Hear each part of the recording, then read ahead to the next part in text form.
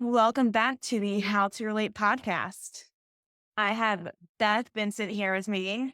Hi, Beth. Hi, thank you so much for having me. Of course. Thank you so much for coming. So we met because of Matthew Case.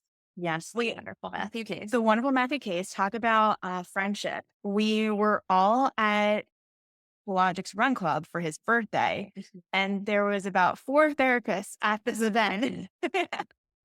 Just happenstance. Yes, But yes, so I'm so happy that we got to connect. absolutely. I mean, there really isn't such a thing as too many therapists. And, Matthew is such a great model of how do you build community and how do you meet new people. And so I'm so excited that he connects us. Same here, because you're also a therapist in the running world.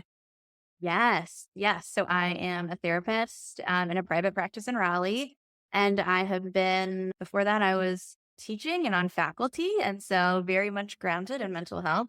And then outside of that, I have a strong identity as a runner. I've been running, oh my gosh, 6, 7 years now, cyclist, love to teach yoga, big into movement, all the things. It's so fun.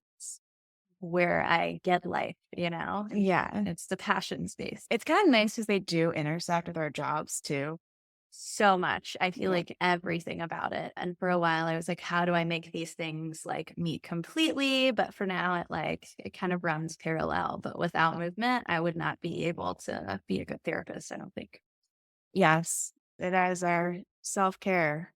Personal therapy is going for a run. It's like what's that like meme of like all the people who are running because they'd rather not go to therapy? And I think about that often. Oh, yes, absolutely. I once had someone ask me, "You mean I can't just go for a run every time I have a feeling?" They said, "Probably not great for your joints, but I mean, yeah, maybe for other things too." Yeah, yeah, it's kind of fun. So today we are talking about women in their 30s and the dating scene, yeah, the dating world. my favorite topic to talk about personally, professionally. I feel like it's everywhere and there's so much to explore on that topic. Yes, there definitely is. So statistically, even there's more single women in their 30s now than there ever have been before. Mm. And we talked about this in terms of how society has changed and women have been empowered to be driven in their careers, which is wonderful. And I think the narrative has been sold you need to go to college, work hard. And then we get to our 30s and we're also in the space of, okay, but if I want a family and if I want to have kids and there's biological clock, and I think then the narrative of, oh, well, just freeze your eggs or, oh, just fix the problem and then you'll be good. And those kind of fixes aren't really guarantees. But I think we do hit the panic stage when we hit our 30s, we're still single and looking for a relationship. Oh, absolutely. And I think a lot about generationally how this has kind of come to pass. Where I mean, I speak from personal experience and also like kind of conversations with clients is like in your 20s, it's like focus on your career. Like, read personal life can come later. This is most important. Lean into this, dig into this, and the rest will fall into place, right? Especially after seeing our previous generation of like, have it all, work, family, whatever, women making sacrifices. And even from my own personal experience, what my choice was is I'm going to go to grad school and I'm going to get this out of the way. I know that I want to be able to be engaged in my personal relationships, have a family, all of those things. And so I'm going to get my master's, I'm going to get my PhD, I'm going to push through, I'm going to establish myself in my career. So then I can focus in that next part of life and not have to sacrifice. And I think that's a narrative I hear a lot of like, okay, so I did everything right. And now here I am. And this like relationship part just like isn't working out. And I don't have all this time. And 30 isn't the new 20. So where does that leave you? And I think like we're seeing such a generation of women who've been in that space or have had relationships that haven't worked out, whether we're divorced or relationships that have ended. And it puts you in this tricky space in your 30s where there is that biological clock and what society expects of you versus what you want for yourself. And so I think we're seeing that play out in so many different ways. Where are some of the common narratives that maybe you see coming in, whether that's with clients that you're working with, or maybe it's some that you've even experienced in this? Because you mentioned there's a lot here. And the emotion that I think comes to mind primarily is grief and sadness. So much grief and sadness, right? So, one from like a more relationship lens is I see a lot of women in their 30s who have really tried in the dating space, right? They've been married and divorced, or they've had like multiple significant relationships. I kind of call it of like where you get to the finish line, but you don't make that final step, right? This idea of maybe marriage is what you were looking for, long term partnership, wanting to have children together, and you're right there. And for whatever reason, that relationship doesn't progress.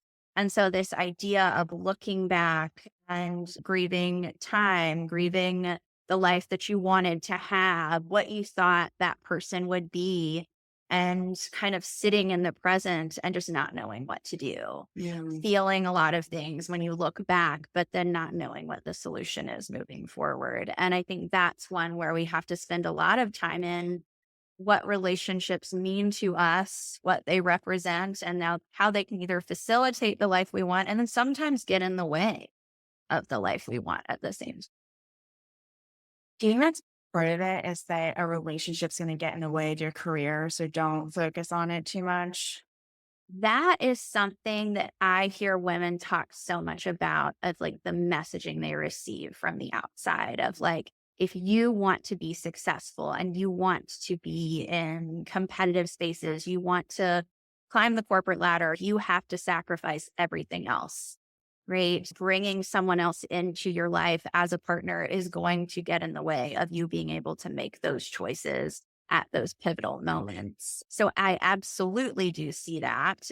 Work with a lot of women who are really successful in so many different spaces who have really worked hard to define that career identity and have gotten to this point where they're like, I'm sitting here at the top and I've achieved the goal that I identified. Maybe I'm not all the way there. And looking around and I'm like, but what's this all for? Like I don't have anyone to share this with. Like there are some like pivotal moments, whether it's a key promotion or graduation or something, where I have a lot of women come to me and say, that's the moment that I realized I might have made a mistake because I got the thing that everybody says is amazing. There are people around me that are celebrating me. And I'm like, I don't have anyone I want to call and talk to and share this with, or I've lost this whole other part of myself that I don't even know anymore. And that's a hard moment to sit with. It's really hard because it's supposed to be a top moment. And then it also feels like, okay, I'm crossing the finish line. But now what do I do? What do I do? It's like the key part. 'Cause it's like, even if I'm going with like the running metaphor, right? To train for a marathon, right? It consumes months of your life. You're in your day to day. Everything is for this goal, for this goal, for this goal. You get to that point, you run the marathon, you do it. And just like this career accomplishment, you're done. And then you see a lot of people are like, so why do I run anymore? And you see people like, oh, I'm going to rest. Like, but what do I do with all my time? What's my goal? What's my purpose? And like, what's next? This big question mark can be really uncomfortable. So I think like with that idea of career accomplishment, it's the space, the lack of direction, and this kind of firm reality of like, I don't have anything else in my life Mhm. that is bringing me the fulfillment, meaning, joy that I thought that this would. Yeah. Because think about you got a PhD Yes. and that takes like what, 7 years? It took, yeah, 6 years. Yeah. Okay. It's a long time. That's a long time. And that's on top of undergrad, right? Yes. Okay. So you graduate from undergrad and then another 6 years of schooling. Yep. Okay. And I'm imagining it's rigorous. Imagining this isn't just an easy 6 years of life. Yes. Okay. So yeah, master's, went straight from my master's into my PhD, which is not the normal path. And I graduated, I was 27 and had spent everything to become a faculty member. I really wanted to be a counselor educator, and it's something I still love very much. And had done all the things and was at graduation. And at that point, I'm sitting there with family, and I let go of, my own romantic relationship. It hadn't worked out, and I didn't have a job lined up. And I was sitting there and was like, okay, well, what does this mean? What do I do now? And it was this huge turning point in my life, which has been really helpful. But in that moment was like a lot of fear. I'm like, oh, I might have really made a mistake here. Did it feel like a mistake at the time? It felt like I hadn't thought it through. I Mhm. think for me personally, it was like this really important lesson of changing how I view strategy, which is being singularly focused on one thing at a time. Like I need to get this one thing figured out, then I can move on to the other. Yeah. And we know as a therapist that life just does not work that way. You can't just lean into one thing. And so I think like that idea of I need to be cultivating all the different areas of my life at the same time. Maybe sometimes some will take a front seat, others won't get as much attention, but in hindsight, that like singular focus really meant that I was just neglecting so many other things that like I didn't have anything else to lean on or shift into. I I think having a singular focus can be very helpful, but to have one for such a long period of time, then it's then it becomes part of my identity. Then I'm clinging to this thing to feel a sense of self and a sense of groundedness in the world. And if I don't have school now that I'm graduating to do that, now what? I feel untethered. Yes. So untethered is really the word. It's like I think about it as like a boat just like floating out in the ocean and you're just like getting shoved by whatever like wind, current, whatever, but you're just there, right? We're not going in a direction. We don't have a plan in mind. We're just kind of sitting there waiting to see what will push us next. And so, my narrative is definitely based around career, but I have clients who would argue a similar thing around a relationship that then ended, Mhm. right? I love my partner. I put everything into this life we were building. This was my focus, our happiness, and really being invested here. And then when that gets pulled out from under you, kind of a similar feeling of like, okay, what are my interests? What do I want my life to be like? Where are my friends? I've kind of checked out with work and like, am I okay with it? Knowing that untethered feeling sometimes is necessary before we get to where we want to go. Because it's an exploration phase. Mhm. Yeah, it's sort of a taking generalist approach rather than a niche specialty and Yeah. going, what do I want to try? What fulfills me? And it might be something new or it might be something that once brought someone joy to get back to. Yeah, so it can feel scary and exciting all at the same time. I like to say nerve-lighted. It's like nervous and excited. Oh my gosh. Excited. I'm going to definitely be stealing that. There. Exactly. Well, I think like I'm a firm believer of like we need to walk with two emotions at once. If I'm scared about something, typically that's a good thing because there's like fear and like excitement tend to walk hand in hand. Right? Of like stepping into a new space, taking a risk, doing something we're really passionate about. Typically, I think brings up both, and so getting comfortable with that. Yeah. Think about transitions and how that nervous and excitement is really a core part of any sort of life transition. Mhm. I'm nervous. It's uncertain. I don't know what's going to happen. This is new. It's also exciting because it's new and it's Mhm. novel and I get to write how it might go. I Mhm. get to be an active part of it. Yes. Yeah.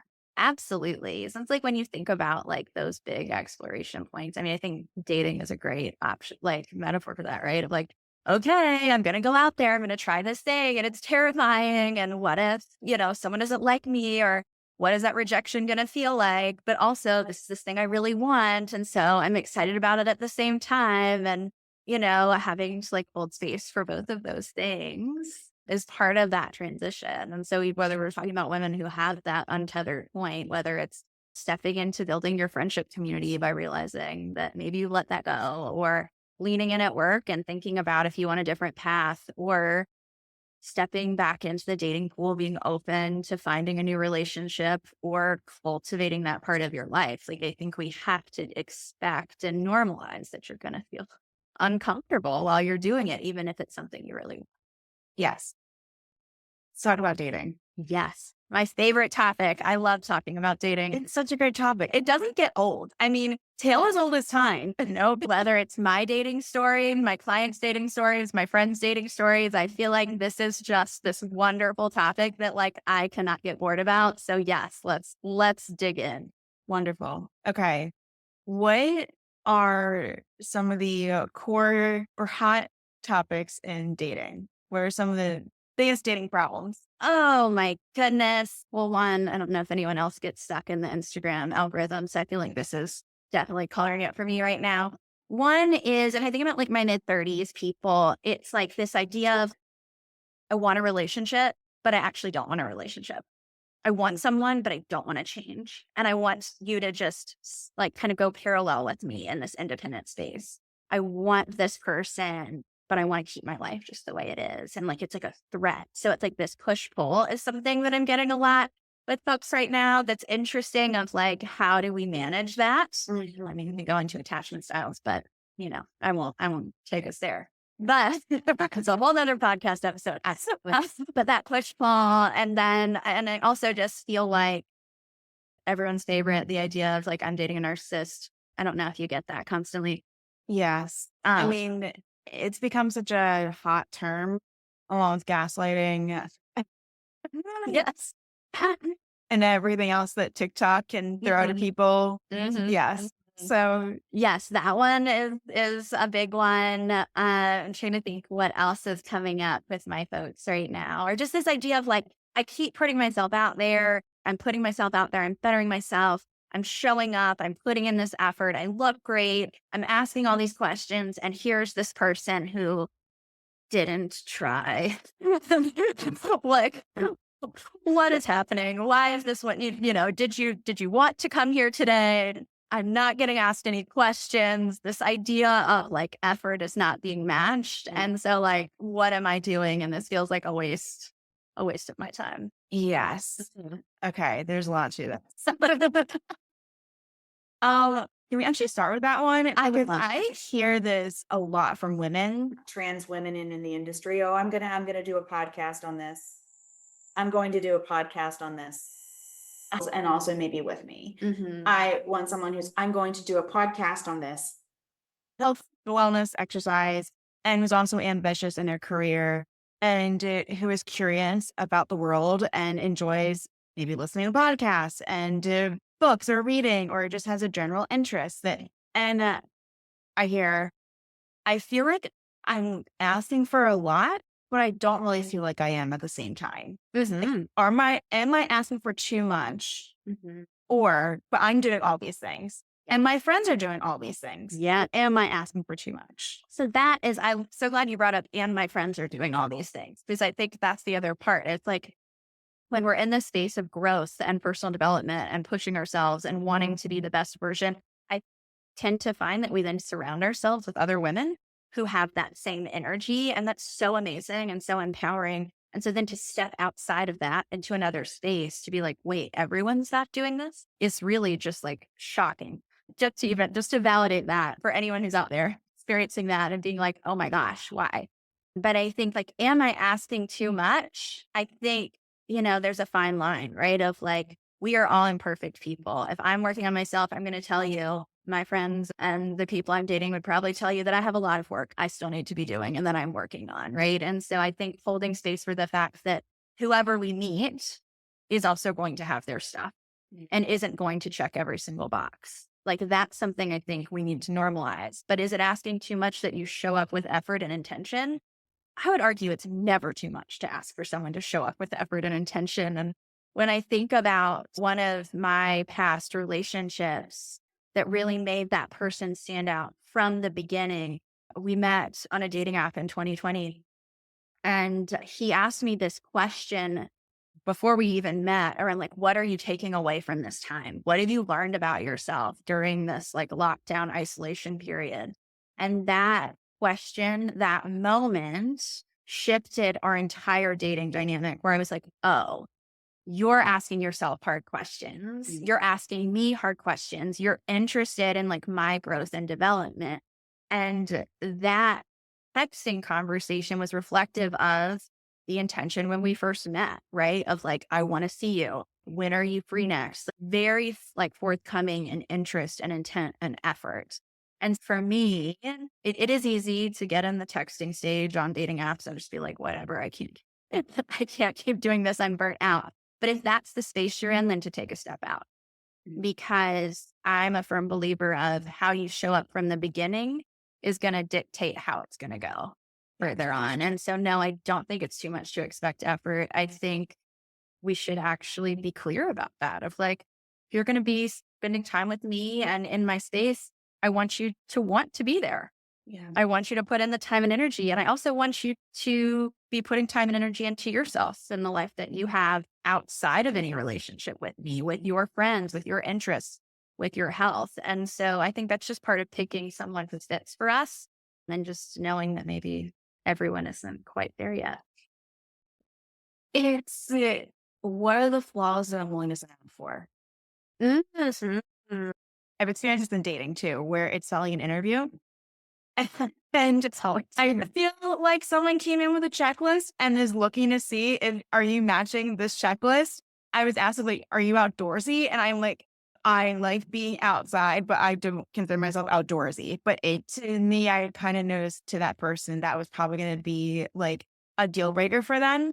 But it did kind of feel like, do you match these check boxes? Are we interested in the same thing? At least enough. So I do think that the apps do that because it's sort of like Indeed, but for a partner.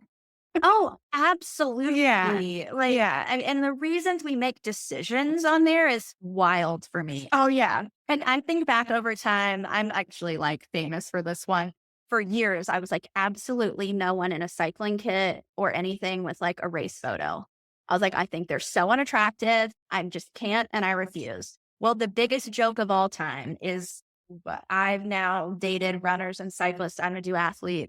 And I now, in my current dating or past dating would have now sought out people who were doing those things. But at the time, I'm like, that's a deal breaker for me. And I'm just not going to do it. Gosh, was I wrong? And I'm so glad I was. Sure. So I think like it just like that speaks to this idea of like what we think is really important. Yes. Probably actually not. No, because you really can't judge a whole person based off of 6 photos and a couple of prompts. We don't not. But we do. But that is the metric. And I think it does teach us to filter in that way. It gives us a base for a person right off the bat. You kind of know a little bit about a stranger. And we look at that and create a whole story in our minds or create the dating story as to what that might be like. And then we think from the story I'm creating, is this person matching the story I'm creating? If I see the cycling photo from then to now, it's a different story. Well, so I think that's my part with when I think about my 30 something women who are like sitting there and it's like, we really need to challenge ourselves and what it is that we like is really matters to us. Right. And then reevaluate that changes. So my cycling experience is like, and my interests and my needs change. But if we're at this point in our life where dating looks different, then like what we're looking for might look different. Are we open to being with someone who has been married before, who has children, who lives an alternate lifestyle? We're stepping into dating in a time where it's not going to look like it did when we were in our early 20s. And so I think really evaluating what is important and how am I making those decisions? Because sometimes those check boxes are the things that make you miss someone who is actually a really good fit in terms of values and behavior and emotional availability. I can be interested in things other people are interested in. I'm willing to shift in that way. I want to be a part of someone else's world. And so, my interests are really athletically inclined right now. It's a stretch for me to go into an artistic space. Sure. But if this other person is showing up and investing in me and like meeting my needs and caring for me, I can reach and go take an, I don't know, pottery class. That's not going to bother me. But I think that's the part we need to start challenging those like immediate yes or no and figure out like, what is it that actually makes us feel connected to someone? Yes, because underneath of the interest topic area, whether that's the athletic side or the art side. Underneath of it is there's a general interest in life, and this is what matters to me. Mhm. And I think that that's more of a connecting point than the what. Yeah. It's the, hey, here's a true passion that I really enjoy sharing with you. And that's what builds the connection. Absolutely. And so it's like it is challenging. What is it that's really important? But like if I'm looking for connection, I want someone who has an interest in my day-to-day life. I want someone who's interested in what makes me passionate and excited and what makes me want to get out of bed every morning. I want someone who's curious about me, my inner world, and the people I care about. Right. And so that's more important than like, I'm outdoorsy and I can, or whatever that might be, not to hate on. I love being outside just so. I'm like a walk in the sunshine type of girl. That's my version of being outdoors. I have a friend who's like, are you an outside person or an outdoors person? An outside person? Yes, I'm an outside person. I'm definitely far from an outdoors person. I would not pass a survival skills test. Let's put it that way. It's okay. We don't need to. Yeah. We live in 2025. We're going to be just fine. Thank goodness. Yeah. So you also mentioned things around like job burnout and Mhm. how that can lead it to some quandaries when it Mhm. comes to our relational sides of ourselves and Mhm. struggling. I have this now that I'm in my 30s. Mhm. I worked really hard to build my career. I spent all my time at work because now I'm in a maybe C-suite, higher power position. My job really matters to me. Maybe I start my own business. Mhm. And how do I straddle my career with dating? Yes. Oh my gosh. That's such a hard one, especially because big corporations were selling jobs as like everything, like come to our campus and we like play games and we have socials and we give you food and you can like do workout classes here. It was like a college campus of, but just stay at work. And so like you'll meet your partner, you'll probably make all your friends at work. You're going to meet your partner at work and you're going to love work and you're going to be here forever and we're never going to let you leave. But that didn't work out. For everyone. Facebook didn't stay that way. No. Silicon Valley didn't stay the college campus playground that it sold itself to be. So, like, what I see a lot of people of like in that burnout space is like, they're like, I've given everything. And I thought I was going to meet someone at work. Why didn't I meet someone at work? Why didn't I meet someone in college? Why didn't this already happen? I thought this would take care of itself. So, we've achieved where we are. We've grown all these things. We've developed in this space. And then I think this concept of burnout is like, what do I do if I'm not working? I don't have anything else if I'm not working. That space and time makes me uncomfortable. So I'm going to keep working longer hours and fill this time, even though like it's more habitual at this point and I don't necessarily need to. And then looking up and being like, I don't have time. I'm overwhelmed. And if I carve out this 1 hour to meet this person for a drink and it doesn't go exactly like, unfortunately, first dates are hard. It doesn't pan out to being something really exciting. It's a waste of my time and I should give up. I don't want to do this anymore is definitely something that I hear a lot about. And so it's like making space, making time, and then this idea of expectation related to effort. Like effort doesn't lead to the outcome we want, right? Mhm. And that is a hard one. Yeah, because we're sold on it. If you work hard, then you'll get what you want. And in dating, that's not really the case. No. So I spent a lot of time having the job dating metaphor. Like these two things are the same. When we are looking for a new job, you might put in tons of effort. You might apply to 30 jobs and talk to everyone you know and still not find a job. Or you might not be looking and someone approaches you and magically, like, you have this great job. Dating is exactly the same way. And it's so hard and frustrating. And like, I can do all the right things and show up in all the right ways. And I can keep really putting this effort in and it not work out. So I think people are just wanting it to be like measurable or like efficient. Or, I mean, those are my career folks where it's just like, why isn't this working? Because I've done the things. It's a hard thing It to is accept. yes. What do you think of the I don't want to waste my time narrative? That one is hard to me because I think it's like this idea of scarcity around time that I like to kind of challenge of like, What is it that you're doing? If this is really important to you, if having a full life, if finding a partner is really important to you, then how do you not have time for that? If this is the thing that you are wanting so badly, and this is kind of conversations I have with folks, then you make time for the things that are important to you, right? And if you've achieved this much in your career, you know how to make time for things that are important to you. You've made time for this job. And what that also means is that we do have a limited amount of time. So if I invest time into dating, that means I might take some time away from something else. And that feels uncomfortable and risky. And what does that look like for my career if I don't give all of my time to it?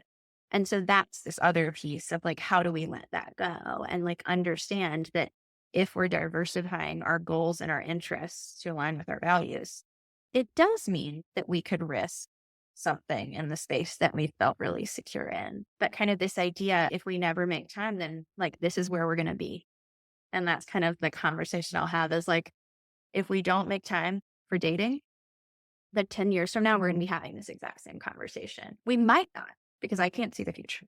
And maybe you are the person who meets the person at a bar once, but most likely you might have regrets around not deciding that this was valuable enough to change how you view time. At least giving yourself the opportunity and putting yourself in situations where you could potentially meet your partner or your person. Mhm. That's something is like, I think we don't spend enough time talking about. It also doesn't just have to be about dating. Like, couldn't it be about like, here we go again, going to run club because I love running and because I have friends there and I feel connected and it's something that I like gives me joy. I also, if I'm going to step into run club, wanting to use it as a dating example, then I also need to make myself available to meeting new people and like, looking at other people, going up and talking to other people, not staying in my friend group or hiding. But I think like sometimes I feel like dating has to be this like, it's just this one thing where I get on the apps and I text the people and I go to the bar or the coffee shop and I have this conversation. It doesn't have to just be that. And I think if you're feeling uncomfortable about dating or not wanting to waste your time, my starting point is what is it that you want to do? What is it that you enjoy doing that is out in the world? And what if we start there? I'm not saying we're going to necessarily meet someone, but it feels a lot less draining. Mhm. And there's something else for you. So, like at the end of the day, if I went to Run Club, let's say every Monday for the next year, and at the end of that year, I'm still not dating anyone from Run Club. But you know what I have done? I've taken care of my body. I've done one night a week of things that I love. And I built a whole group of community and friends and connection. And to me, that's not time wasted.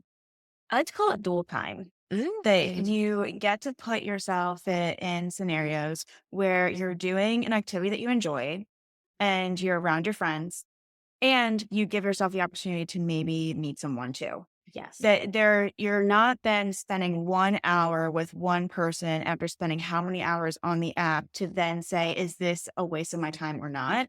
Because it does give you more fulfilling time spent when you're doing all of these other things Mhm. and having it be an opportunity to also meet someone. And that is so important. And then like it's like with my like high achieving career 30 somethings, the Yeah. next conversation I have when we talk about this becomes like, well, I would love to do that, but I don't know what I want to do other than going to work. I don't know. I haven't spent time figuring out what I enjoy because this thing is really makes me successful. Right. And so then that's a whole nother conversation around like, who are you separate from this identity of work? And then like separate from the identity of I want to be someone person.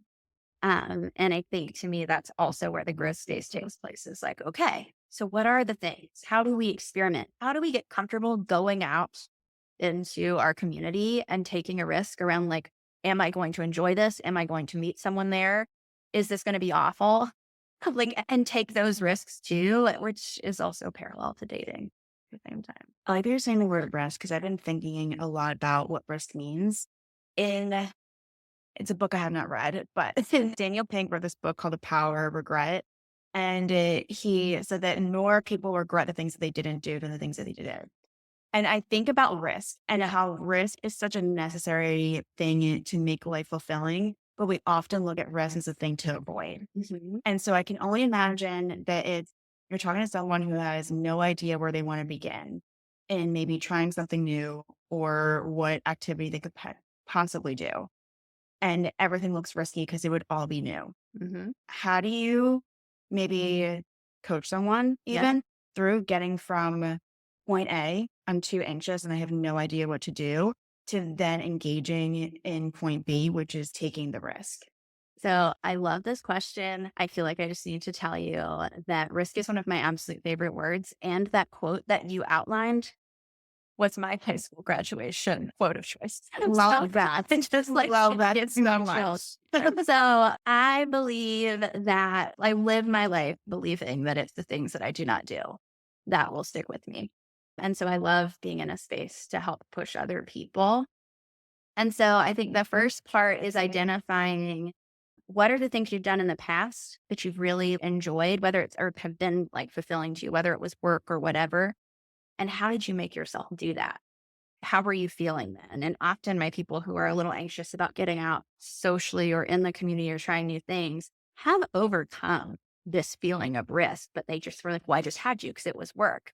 And I was like, well, I don't understand. No one's making you do anything. I don't really understand that. Right. And so we break that down. It's like, okay, so I have done these things that scare me and make me uncomfortable. But then I think I spend some time being like, what would happen if we didn't explore anything and we stayed just as we are? And I like to sit in that space of what does that look like in the future? What does that feel like? And then the opposite of like, what am I moving towards? What are my values? What makes this thing get me closer to the life I want? And then lastly, I like to, I love to bring a friend along. If I'm uncomfortable about something, I'm going to bring someone with me. And I find that it's like, I only have to stay for 5 minutes. I'm going to come with someone I enjoy. I can have an exit strategy and like breaking it down into small steps. So like 5 minutes, go for 5 minutes. What if you walk in and like check it out when it's not happening, whether this is like a location or something else? Like, what are the tiny ways that I can push myself to make the big uncomfortable thing a little bit smaller, but also connecting it to success? Like, when have I done something that was really, really, really scary and has had this big payoff? And everyone has something. But yeah, risk is like my favorite topic in the entire world. So they go hand in hand. I mean, if Brene Brown defines vulnerability as uncertainty, risk, and emotional exposure, then dating encompasses all three. Oh my gosh, yes. I mean, all of life encompasses all three, but dating in particular, I think yes. Like you are taking risks by meeting someone new. You're totally uncertain as to how it's going to go, and it is a level of emotional exposure when you're in this kind of space. Mm, absolutely. And I think like it's this idea of like, with risk, to me, the goal becomes doing it, not achieving something. And I think that's where I separate it is. If we're having a hard time pushing ourselves to take the risk, then doing anything means you've done it, right? It's like going on the date. Even if you're there for 5 minutes and you're just like, I cannot with this person. We've all had that experience. Like, I cannot be here. That's fine. You did it. You got there, right? That means that you are dating. You have achieved the thing. You've done the act. You've gotten over that immediate feeling. And so I think like the more we take risks, the easier it becomes. And so getting in that space of it's not about achieving the outcome, but it's about actively participating in life. Oh, I like that a lot. Yeah, it's not about the outcome, but the process, and to be an active participant than passively hoping it happens. It's a hard one. I mean, like, well, that sounds very therapist-y of me, but I mean, yeah, and that is what we do. Yes.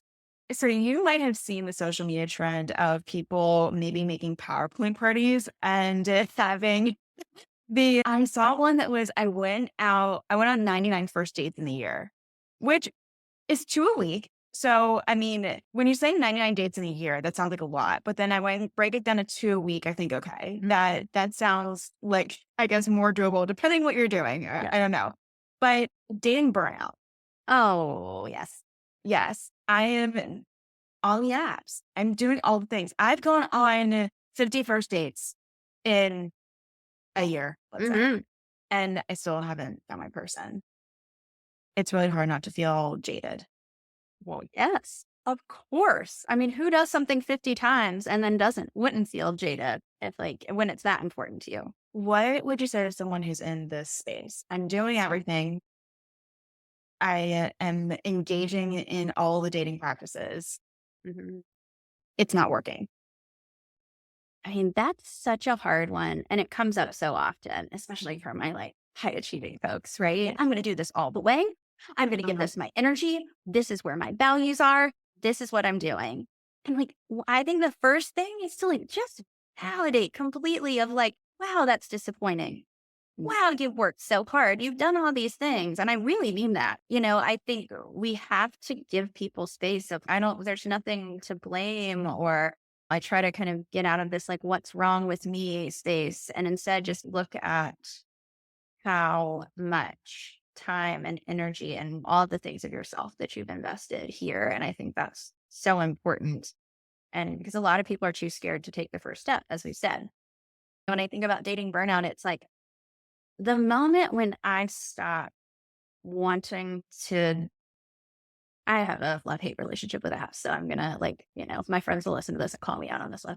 But then like when you start to get in this space of like, I really don't want to respond to these text messages. I really don't want to like look at new people, or like, oh, whatever, it's just gonna be another disappointment. That's the moment when I think it's time to take a break. I think breaks in dating is essential. I also think dating is really seasonal based on like honestly the weather, to be completely honest with you. I know that's a weird one to say, but like It the does. weather and like summer is a better time. New Year is a better time.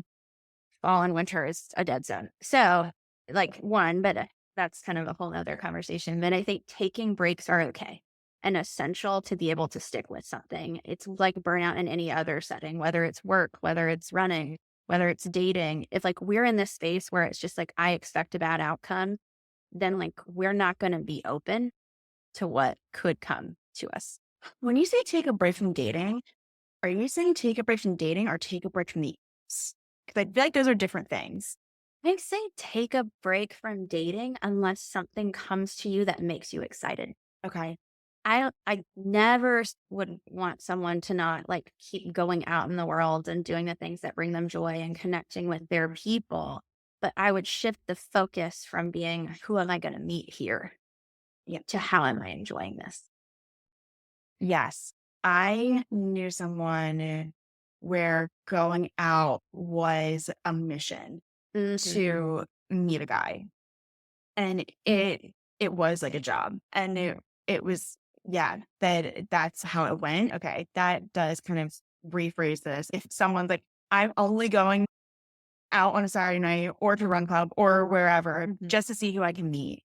And that's like the only filter that I'm kind of looking through. Yes. Then that might be the time to say, like, let's take a break from that filter, at least being the primary one in Mhm. all the situations. And I like to check in with my friends on this one Uh-huh. because they're also the ones who get the like constant conversations from me. Right. And so for me, it's like if I'm jaded, if I've had enough, if everything I'm looking for when I'm out in the world is revolved around finding my person or finding someone or meeting someone or looking a certain way for someone, my friends are going to actually know. And what am I focusing my conversations on? Because I think as women, we have so many interesting, amazing, dynamic things to focus on, to talk about, to engage in. And so while dating is important, I don't want it to take up all the space because I'm missing out on all the other things in life. And so my friends are also always a like kind of pulse check for that one. I would never want to go out and do something fun with a friend and then feel like I'm like the sidekick to like stand next to while I'm like scanning to look, if someone's there that could be interesting. Yeah. I'll be honest. It got old. Yeah, exactly. Okay. We're going to get on the flip side of it a little bit. Okay. Let's say women, mid-30s, they have a couple of small kids, Then, married, they're working, and they're also taking care of all the things in the house. And they feel like they haven't really found their identity or made that a central point in their life. mhm. And they're going, well, where do I begin with this? That one is so important. And I feel like for women in all ways of like one thing I start around is when I think about identity, it's like, I want you to tell me who you are, but I don't want you to tell me in relation to anyone else. that isn't a mom, that isn't a partner, that isn't an employee? Who are you if we take out all these external roles? One, as someone who's very attached to their career identity and have been doing that work for a while, that's scary, right? And the woman you just described, I mean, she has so much going on, but it's all external, right? And so identifying like and kind of spending time on if we're not focused on what everyone else needs and meeting all of these external demands, what is left? What are the things we're daydreaming about? What are the things where you're just like, if I only had time? What version of you existed before some of these other roles came in? Who is she? What was she like? What were her hopes and dreams? And I'm not saying they're going to be the same because we change so much. But I think getting back to where did I start? Where am I now? And what's something that I want to cultivate that is solely for me? And so we pick one thing. What is one thing that is solely about you, your interests, your values, that is fills you up? And we spend a lot of time removing the word selfish from that conversation and identifying that if I then want to be a great partner, I want to be a great parent, I want to be really good at my job, then I need to be a whole person. And I need to be someone who can model what it looks like to know yourself and to take care of yourself and to give like yourself something that recharges and rejuvenates you. And without that, then we are just serving others. And I'm in a field where we serve others. So I don't have a problem with that. But as always, if that takes up all the space, then what's left?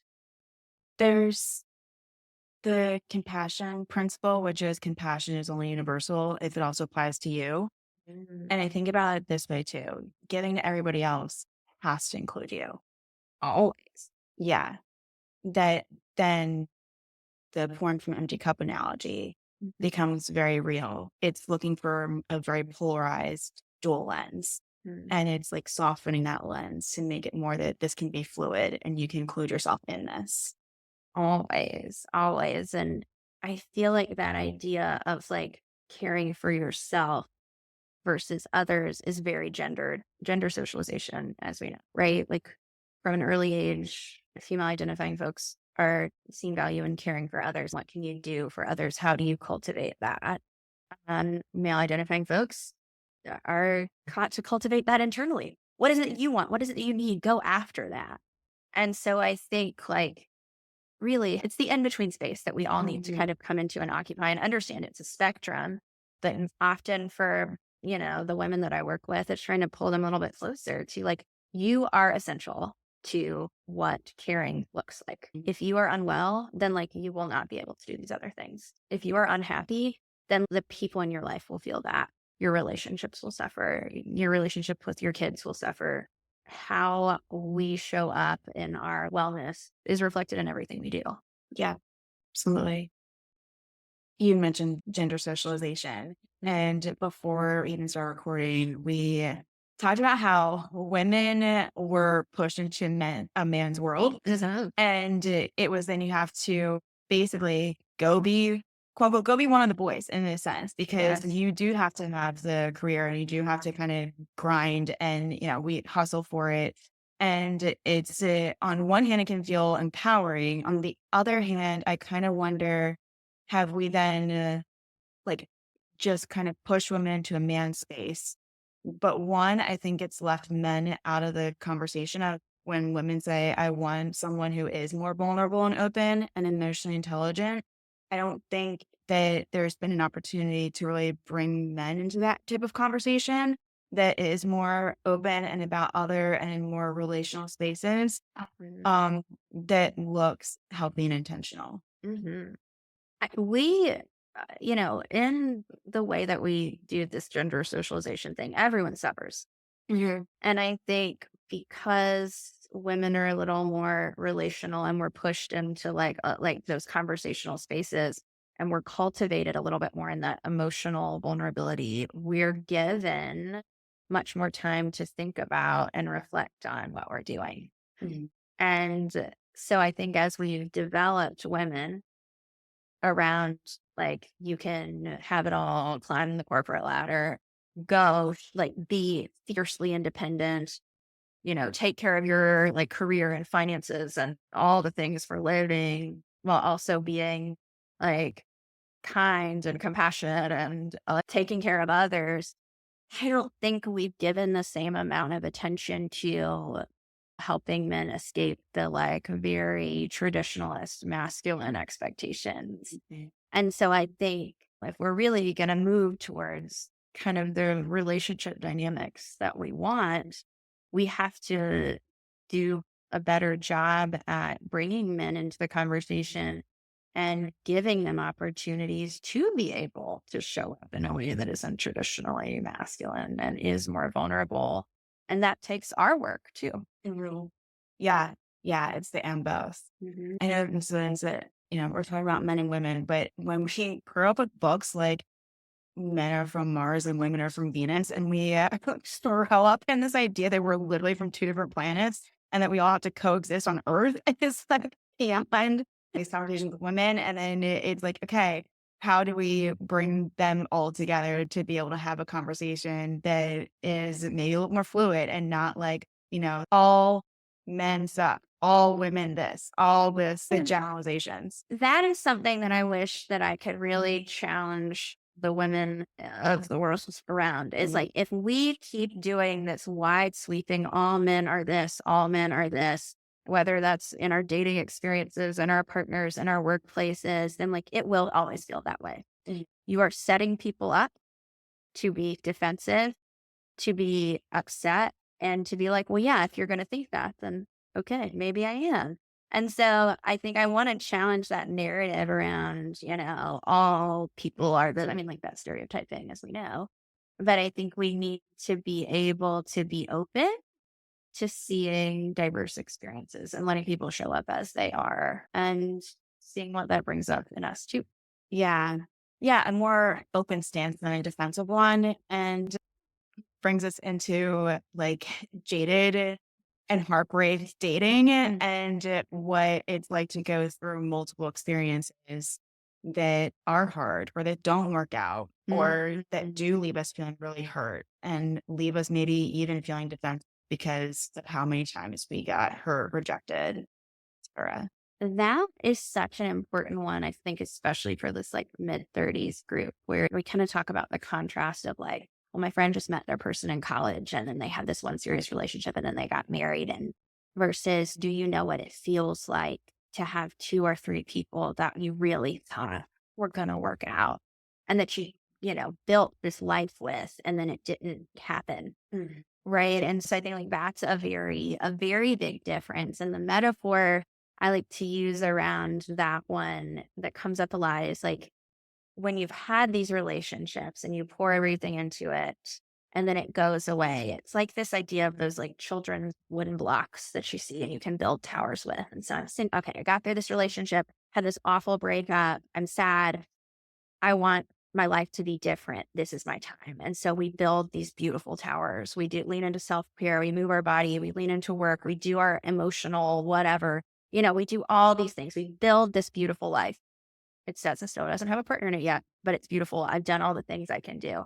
I bring someone else in and we're like, okay, this is going to be great. I bring them in. They're a part of my space. And if that gets pulled out from under us, the metaphor becomes, okay, well, he came in and then he knocked my tower over. I did all these great things. I built this entire life that I loved. I brought this person in, it didn't work out. And now it's all messed up. And I'm upset.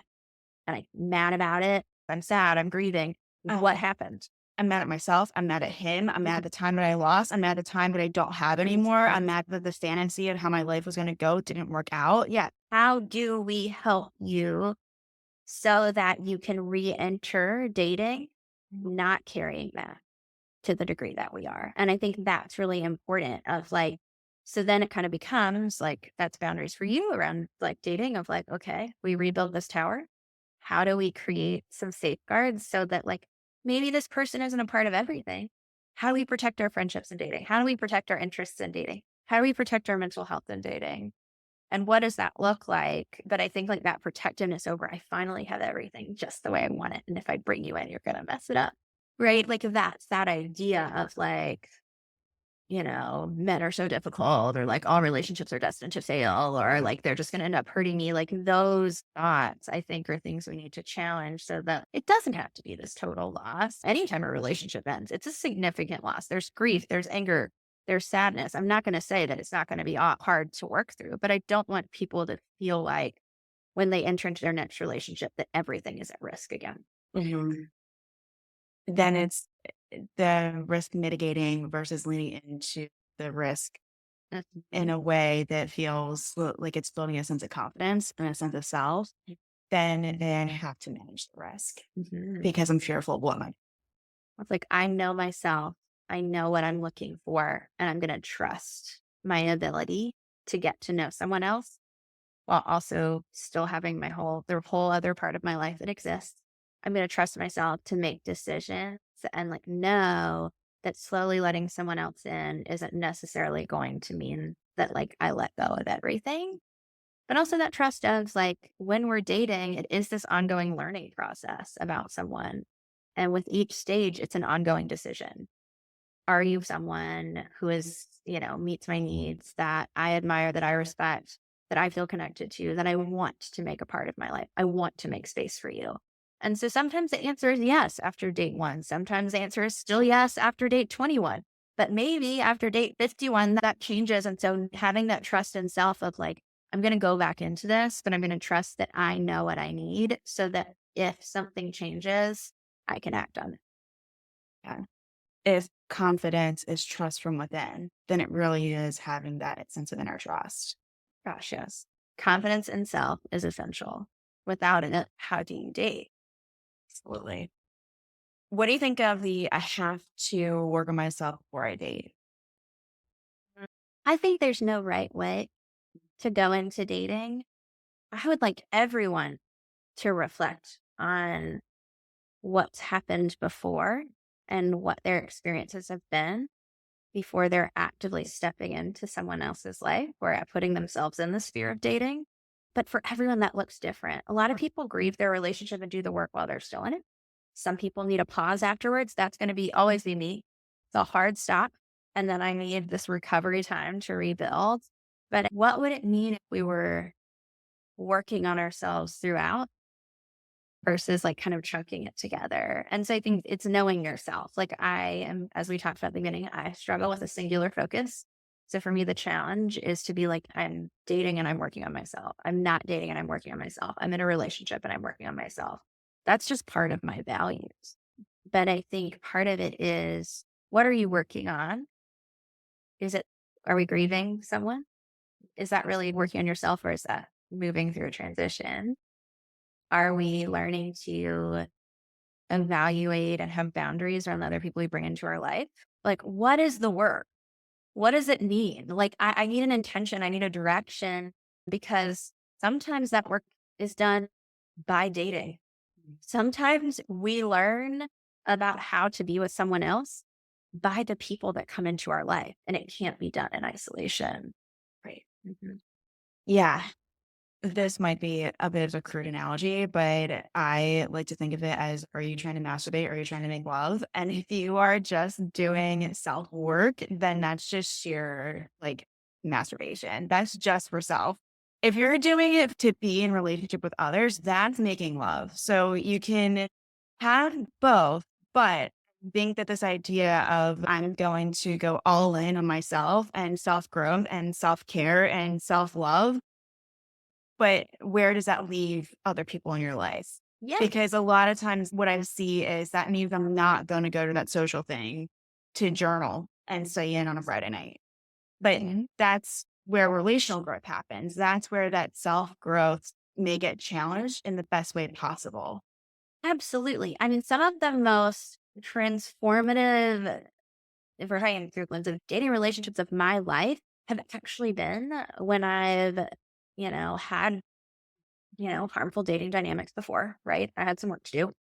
I stepped into something really healthy. That was one of the most challenging situations I've ever been in, because that healthy dynamic brought up so many things that I would have never known if I was just sitting on my own. Because how was I like sitting there being like, I just want a healthy relationship. I just need to be the best version of myself. and then I'm going to have a healthy relationship. Fun fact. When you get into healthy relationships, that also brings up work to be done. And I also think that idea of like isolation versus collaborative growth, it's like that's what gets us to like that, idea of like, I want to stay exactly as I am, and I want someone else to come in, and like, we'll see. Right. I'm not going to change anything about myself. This is what I want. I want you to come into my life, and that's it. And that's not how relationships work. No, I like to use the startup versus merger analogy of when you're in your 20s, a relationship is like a startup. It's messy. You're both figuring it out. We're figuring out the roles in this. We're going with the flow of it. Yeah. Then when you're in your 30s, you've established a bit more of life on your own. And so then you're looking to merge with someone. I mean, you have more finances and all these other life things. You might have a house, like assets, and you might talk about 401ks and like all these other things that are part of life now. And so then it looks different. But I think that when someone is saying, I just want someone just to fit into mine, what you're also saying is, I don't want a collaborative relationship. And how hard is that going to be? Well, that's not a relationship. Right. That's just totally not a relationship. It's not. I think it's like identifying like, what are these things in our life that we're attached to? What are the things that we have established? And what's most important? What is most important? What's in the middle? And like, okay, like these are the things I'm used to doing. Mhm. And I think that's where I'm always going to say, kind of coming back to like values, right? Those are the things that drive it. But there is so much established. Like, I mean, the number of conversations with like all three of my big relationships that I've had in adulthood. Where are we going to live?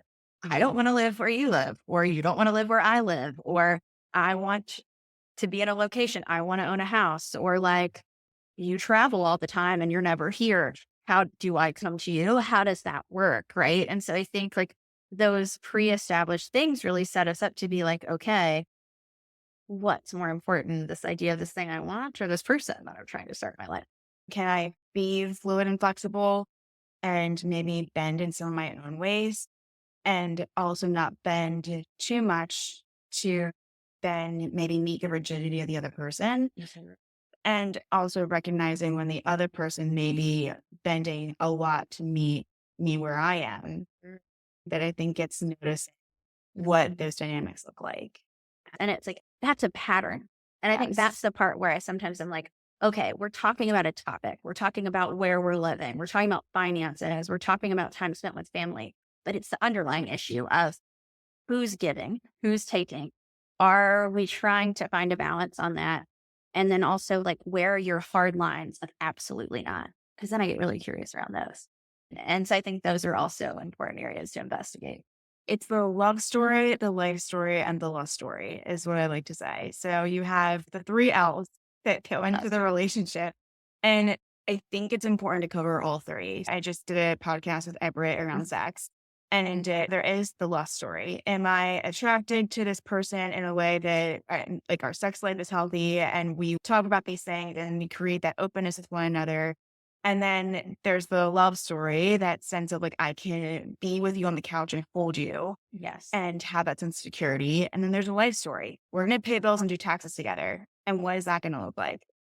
Mhm. So, and it's having a sense of all three, at least enough of the similarities to be able to collaborate, and recognizing the differences and going like, I want to sign up for those differences too, because I want to date you, who you are, not another version of me. Mhm.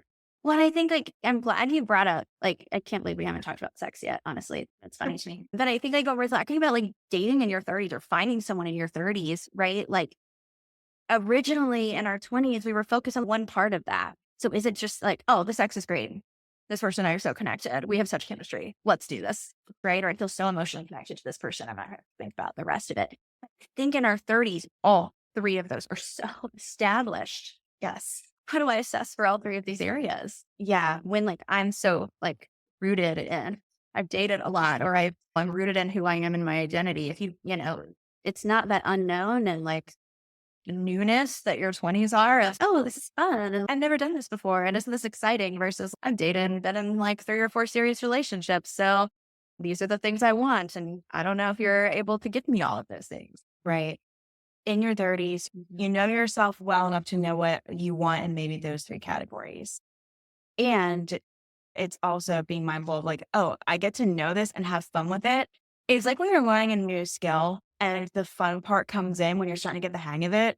And you're like, oh yeah, like this is fun now. Like now that I'm past the learning phase of figuring this out and now I'm starting to get more fluid and fun, that can be the part that you bring into dating rather than I am stuck in my ways and I know myself and no one's going to change me. Yes. Or Yeah. you can know yourself and you can bring that and have fun with it into the dating world than be, I am stuck here. Fun. It's like if you're not having fun, maybe this is like my bias. If we're not having fun, then what are we doing? Oh, yeah. Like life is so serious. Work is so serious. If we've been in our 30s, we're established, we're developed, we know things, like we're in a routine. Sometimes life can feel a little bit monotonous and whatever.